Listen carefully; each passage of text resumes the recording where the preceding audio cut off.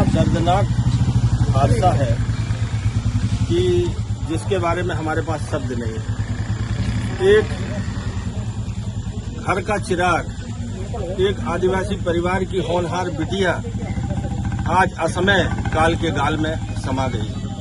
निसंदेह हम यही शासन और प्रशासन से और मीडिया लगातार जिस तरह से इस न्यूज को, मीडिया की बदौलत ही ये जानकारी पब्लिश हो पाई है, नहीं तो ये बात जानकारी मिल ही नहीं पाती। इसलिए इसमें मीडिया का भी बहुत बड़ा सहयोग रहा है।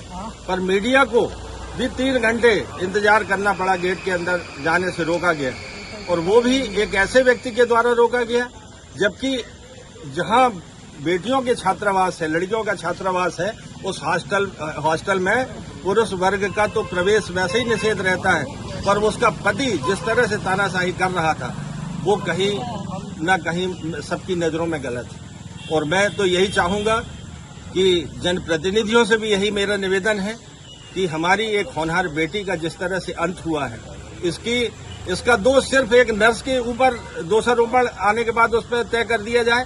ये एक छोटी से कर्मचारी की जवाबदेही, उसको सस्पेंड कर दिया गया।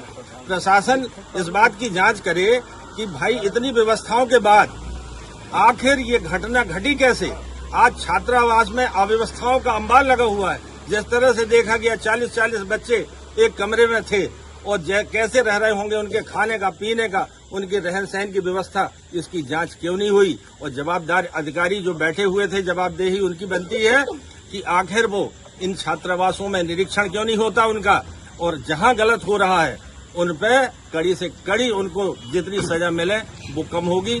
तब ही जाकर उस बिटिया को न्याय मिलेगा, तब जाके हम लोग ये कह सकेंगे कि निष्पक्ष शासन ने जांच किया है। और जो भी अधिकारी दोषी है, छोटा कर्मचारी नहीं, जो बड़े अधिकारी हैं, कहीं न कहीं वो दोषी है। उनके कारण ये घटना जो हुई है, इसका अंजाम उनके ऊपर भी उनको भोगना पड़ेगा। जनमांग उठ रही है कि प्रचार पति पर भी FIR दर्ज होना चाहिए। इस पर बिल्कुल होनी चाहिए कि आखिर प्रचार पति वहाँ पर उनका रोल क्या रोल था वहाँ पर, वो कैसे संचालित कर रहे थे बच्चों के हॉस्टल में, वो कैसे प्रवेश कर रहे थे, ये सरासर गलत है।